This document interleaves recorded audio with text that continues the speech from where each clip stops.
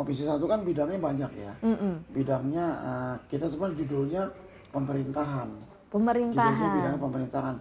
Dari mulai biro umum, biro hukum, kemudian juga ada OTDA. Kita target investasi kita sudah memenuhi. Oh, berarti udah mencapai target ya? Targetnya memang berapa tuh? Jadi dari nasional itu kan ada PMDN, penanaman modal dalam negeri, ada juga PMA. Nah, dua-duanya itu masuk dalam 5 besar di Indonesia. Jadi ya sebenarnya itu salah satu indikator mereka mau berinvestasi di kita karena kan mereka memang tahu ini perizinannya mudah, tidak ada pungli, birokrasinya tidak berbelit-belit. Kemudian juga banyak kemudahan-kemudahan dilakukan dalam hal perizinan di Provinsi Banten. Kan ada regulasi ya. Ada regulasi, setiap pemberian itu ada persyaratan semua. Pertama, peruntukannya sesuai atau tidak. Misalnya, dibangun pabrik di sini, itu memang peruntukannya untuk pabrik atau untuk perumahan atau untuk komersial, itu kan ada itu saringannya.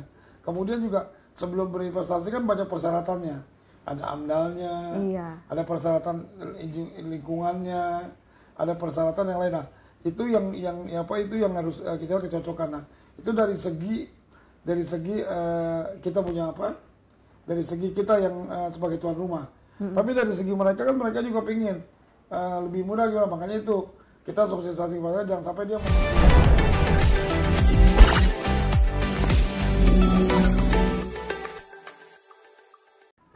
Halo Sobat Ekbis, jumpa lagi dengan saya Yashifa Yasmin dalam program Ekbis Banten Podcast. Oke nih, hari ini kita datangkan langsung tamu spesial kita. Kita sekarang sudah berada di gedung DPRD Provinsi Banten dan saat ini saya sudah bersama Wakil Ketua Komisi 1 DPRD Provinsi Banten, Bapak Faisal. Selamat datang Bapak. Iya, sehat selalu ya Pak ya. Alhamdulillah ya, lagi sibuk banget. Ya, kita masih ada waktu lagi. Ini disempet-sempetin aja nih ya podcast ya di tengah kesibukannya nih, kemarin juga habis reses ya. Itu gimana aspirasi dari masyarakat nih reses kemarin? Reses itu kan sebenarnya memang masa liburnya dewan yang diisi untuk ketemu masyarakat, terjun di masyarakat untuk mendapatkan aspirasi dari masyarakat. Nah, karena reses itu kan melibatkan banyak jumlahnya masyarakat dan juga frekuensinya kan ada 8 kali, sehingga kami mengundang sejumlah yang diminta untuk meminta masukan apa saja yang mereka ingin sampaikan. Nah, umumnya karena masyarakat itu kan soal kesejahteraan dan soal pendidikan, infrastruktur, tiga itu selalu yang menjadi fokus mereka di samping yang lain-lain. Nah, khususnya untuk kesejahteraan misalnya kami atau saya tuh banyak sekali pemilih saya tuh para ibu-ibu, terutama mereka posyandu.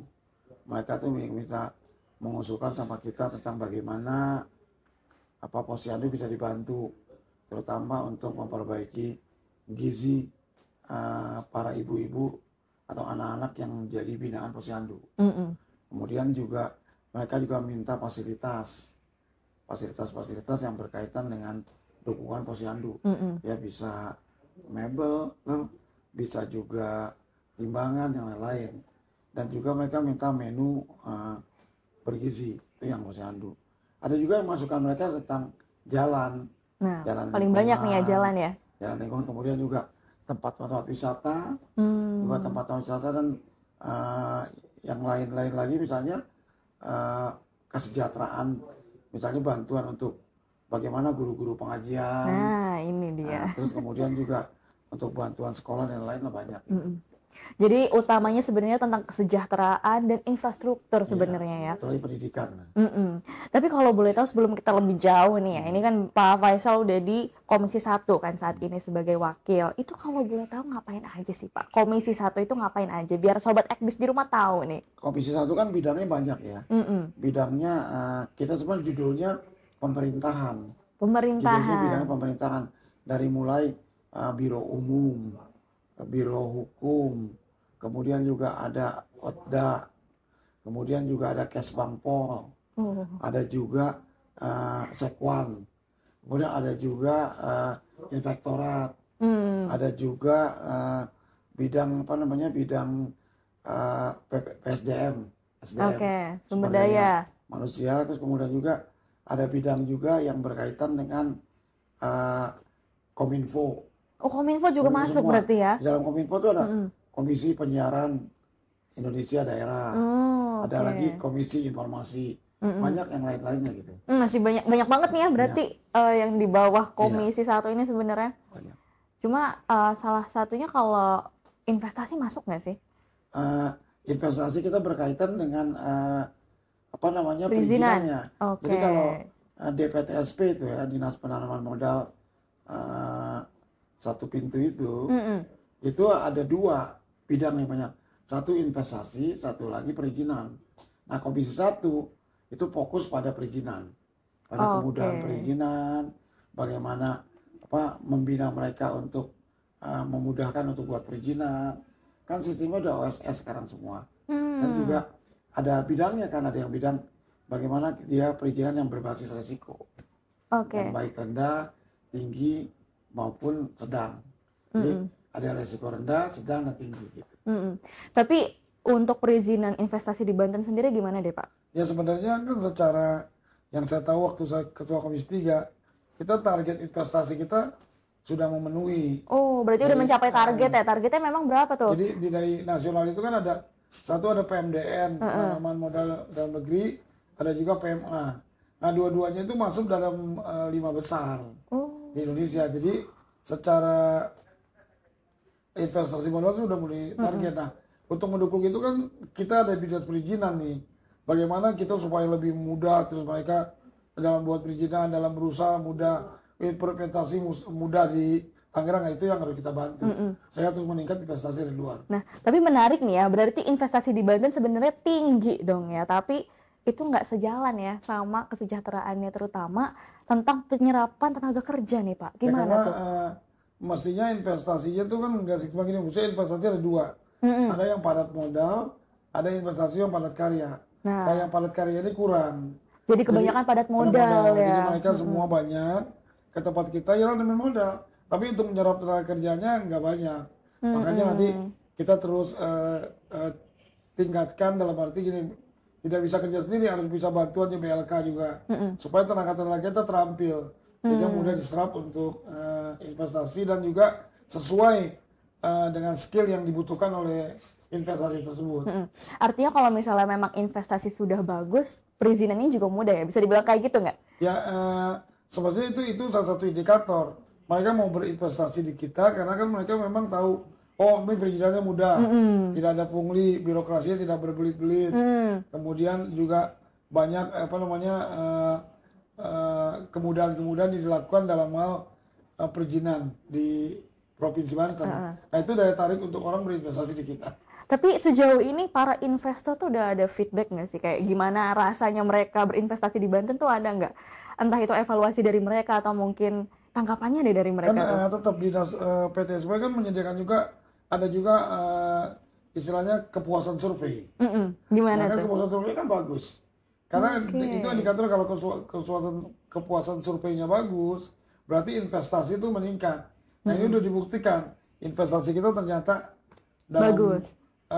Tahun-tahun belakangan ini terus meningkat dan sesuai target. Oke, berarti luar biasa nih, berarti bagus ya.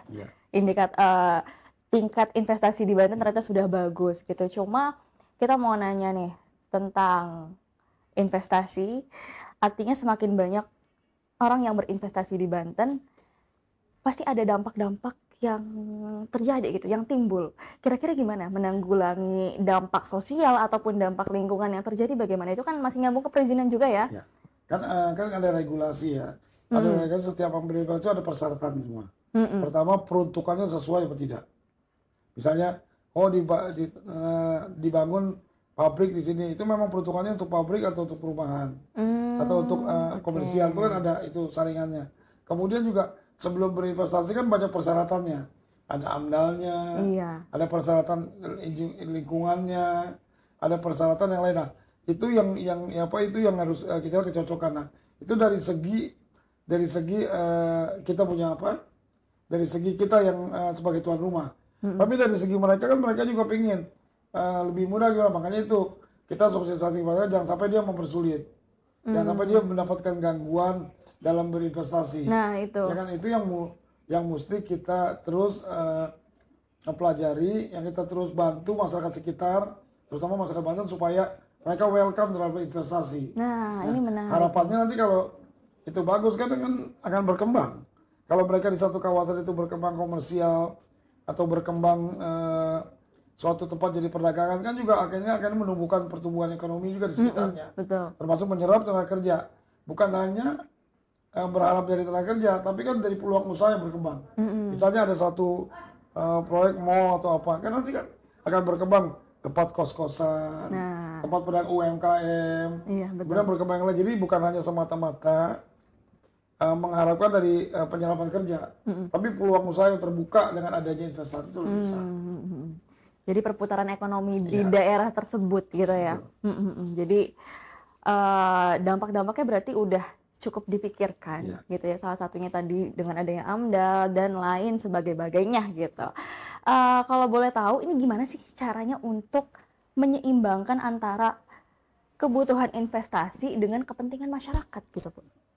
Jadi gini, kan juga ada biar masyarakat sekitar ya khususnya tidak dirugikan kan gitu. Ada pertama tadi ya, peruntukannya petanya sesuai dengan yang direncanakan ya, sesuai dengan masyarakat itu. Saya bilang tadi, saya berharap itu ada tadi padat karya lebih banyak, ya kan. Kemudian juga memberikan kesempatan supaya UMKM-nya berkembang. Misalnya gini, bangun hotel, bangun apa ya kalau bisa, apa namanya, sajiannya atau apa tuh bisa ngambil lokal dari UMKM yang kita kan sudah sekarang sudah digedungkan bahwa memakai produk dalam negeri. Nah, utamakan juga dalam negeri itu yang ada di sekitar. Jadi kebutuhan itu pertama dari apa namanya, kebutuhan logistiknya bisa diambil dari sekitar. Kedua, tenaga kerjanya bisa diserap. Masa sih untuk jabatan-jabatan direndah tidak bisa diserap? Ya, kalau yang tinggi belum bisa kompeten gitu ya. Dia karyawan atau staff gitu ya. Karyawan kan masih bisa dong. Kemudian juga security, cleaning service, kemudian supervisor kan masih bisa diserap. Makanya kita kenapa mengharapkan investasi besar-besar? Karena kenapa? Nggak bisa mengandalkan hanya dari APBD, ya kan? Harus mengandalkan juga dari dunia investasi. Dengan investasi masuk, berarti terbuka peluang usaha, nilai di sekitar juga meningkat. Nilai harga baik tanah, yang lainnya meningkat. Betul. Nah itu ya sebetulnya dampak positifnya dengan investasi tadi berkembang dan makin banyak di Banten. Tapi di Banten ini sektor utama investasi itu biasanya di mana sih? Ya, di sektor apa? Manufaktur masih paling banyak. Kemudian investasi tergantung wilayah. Kalau misalnya di daerah Tangerang gitu ya, mungkin properti banyak juga ya. Cuman kalau di tempat yang lain kan di pabrik, bisa Cilegon. Kemudian yang lain jadi manufaktur. Nah, sebenarnya kita ada potensi juga pariwisata. Nah, betul. Nah, itu yang kita harus tingkatkan juga, investasi pariwisata, terutama di daerah selatan. Kan kita punya destinasi wisata yang alamnya bagus banyak. Nah itu sih Pak, gimana nih kira-kira bisa gak sih investasi di Banten tuh merata? Jadi bukan, mungkin kalau sekarang kebanyakan di Tangerang Raya gitu kan, di Cilegon. Tapi apakah bisa merata nih investasi? Ya bisa, tapi kan investasi itu kan mereka kan juga bukan hanya dia mau sekedar investasi. Tapi dari investasi itu dia dapat keuntungan nggak? Nah itu ya, karena yang namanya orang mau usaha ya. Dia bangun misalnya, betul nggak daya belinya kuat. Contoh misalnya, mereka mau bangun mall-mall yang bagus kan nggak mungkin. Kalau daerahnya itu ternyata daya belinya nggak kuat. Iya betul. Ya, yang kan? ada dia bangkrut nanti. Kemudian juga hotel. Mampu nggak bikin hotel yang bintang-bintang 5? Diserap nggak oleh yang nginep bintang 5? Oh ternyata masih menguntungkannya yang bintang 3 ya. Mungkin bikin bintang 3, bintang 4 gitu kan. Itu kan dia kira. Kemudian investasi misalnya selatan, pariwisata bagaimana? Saya mau berinvestasi di tempat bagus, tapi infrastrukturnya udah masuk belum?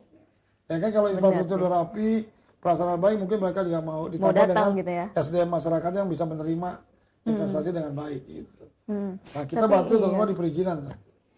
Di perizinan tadi ya, fokusnya untuk Komisi 1. Tapi sejauh ini dari Komisi 1 ada gak sih kebijakan atau ya gitulah kebijakan yang sedang atau sudah disahkan gitu untuk mendukung kemudahan investasi? Sebenarnya kami kan baru nih ya, baru 2-3 bulan Komisi 1. Nanti kita lihat kebutuhan perdanya seperti apa yang kita butuhkan untuk mempermudah perizinan. Tapi perda-perda yang lain sudah banyak nih. Perda kemarin kan baru selesai juga perda tentang investasi. Tentang apa tuh? Oke, boleh di-spill jadi? Enggak, kemarin sudah selesai perda tentang bagaimana berinvestasi di Provinsi Banten tuh perdanya kemarin dalam proses. Tapi sudah berjalan. Maksudnya pansusnya sudah selesai, lainnya itu sudah semua. Memulai mempeta-petakan bahwa bagaimana perizinan yang bagaimana investasi yang mudah, bagaimana investasi di Provinsi Banten sekarang nanya di situ. Tapi iklim investasi di Provinsi Banten itu apakah sudah baik? Apakah sudah kondusif, Pak? Termasuknya? Kalau menurut saya sejauh ini mah baik lah, dengan indikator tadi. Kalau investasinya meningkat dengan banyak, walaupun investasinya belum bisa menyerap tenaga kerja dengan utuh, tapi sudah bagus. Karena memang investasi di Banten itu banyak yang mendukung, seperti bandar udara, transportasi, kereta. Banyak lah ya potensi-potensinya ya, gitu di ya. Tangerang Raya kan sudah iya. Daerah tetangga Jakarta. Oke, tapi kita ngomongin daerah selatan nih. Tadi kan sempat nyinggung ya tentang selatan. Sebenarnya daerah selatan ini punya besar sekali potensinya, tapi memang belum dikelola dengan baik. Apa bagaimana nih, Pak? Ya, apa sih tantangannya? Kan gitu ada beberapa hal kalau kita mau berkembang, Lena. Pertama adalah sumber daya manusianya. Benar-benar sumber daya manusianya nggak terlalu sulit dan mudah gitu kan. Kedua, sarana prasarananya di selatan itu sudah memenuhi belum semua kan. Kemudian yang ketiga adalah penerimaan masyarakat terhadap investasi seperti apa. Yang berikutnya adalah bahwa dari Banten juga perlu untuk mempromosikan sebanyak mungkin bahwa ini adalah tujuan investasi di selatan. Provinsi Banten bukan hanya daerah Tangerang Raya dan lain-lain, tapi juga di selatan juga bisa menarik untuk investasi apa? Investasi pariwisata, investasi mungkin pendidikan gitu kan bisa tergantung daripada karakteristik di daerah tersebut. Wilayah tersebut. Tapi yang penting adalah skill masyarakat, kondusif, kemudian penerimaan masyarakat terhadap investasi itu. Tapi sejauh ini udah ada strategi-strateginya ya yang akan dijalankan. Ya, gitu ya step by step lah, berkembang dulu juga. Tangerang nggak terlalu begitu jadi step by step ya. Dan sekarang udah mulai nih untuk fokus ke daerah tersebut. Udah mulai banyak.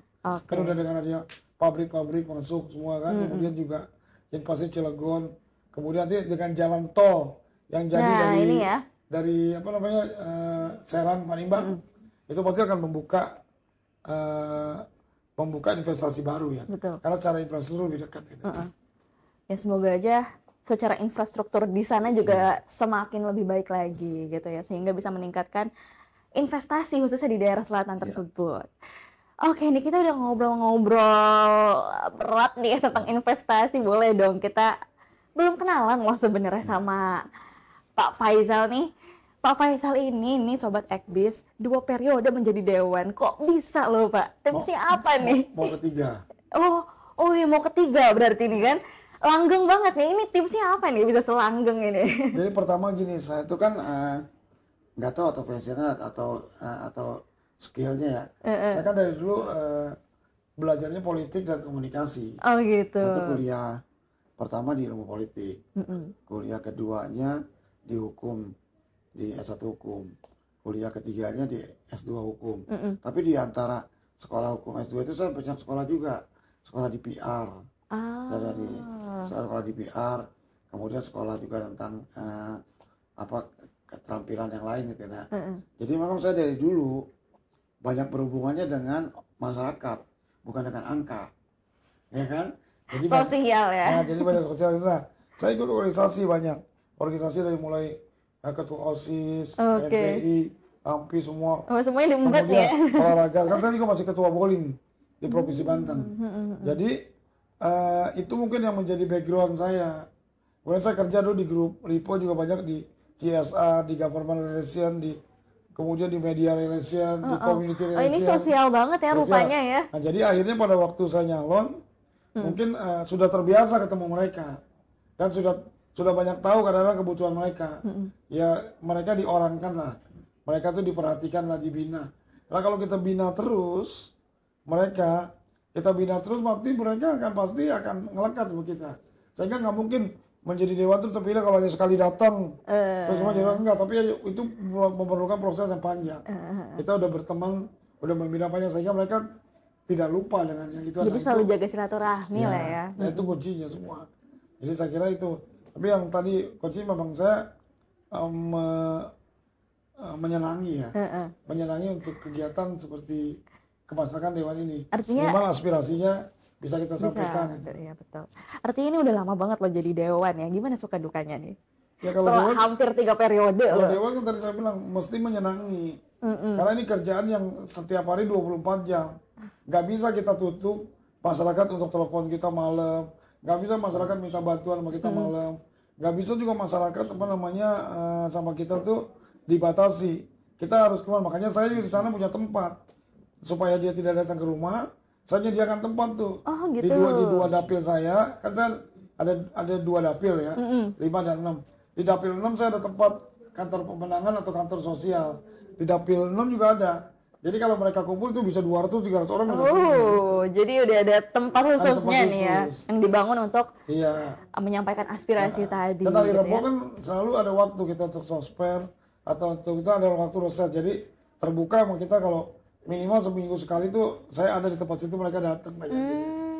Jadi itu tadi ya, ini benar-benar turun lapang banget ya, bukan cuma sekedar janji-janji manis aja gitu ya, jadi harus betul-betul melayani rakyat gitu ya. Jadi itu tadi ya, kita udah dengar bagaimana suka dukanya Pak Faisal ini menjadi seorang dewan yang hampir 3 periode gitu. Tapi kira-kira apa sih harapan dari Pak Faisal untuk khususnya ya untuk investasi ke depannya? Ada gak harapannya khususnya di Banten? Saya malah masih janjikan bahwa kalau bisa Banten menjadi tujuan investasi utama. Banten jadi tujuan investasi utama di Provinsi Banten, ya kan? Setelah itu nanti kita perbaiki sarana dan prasarana investasi supaya mereka mau berinvestasi. Salah satu perizinan, SDM-nya, kemudian juga kondisi masyarakatnya dan infrastruktur sarana yang lain-lain. Oke, sip. Itu harapan dari Pak Faisal. Mungkin harapannya buat Banten apa tuh kira-kira? Pertama, kita kan Banten ini sebenarnya daerah yang bertetangga dengan Jakarta dekat. Kita harus mestinya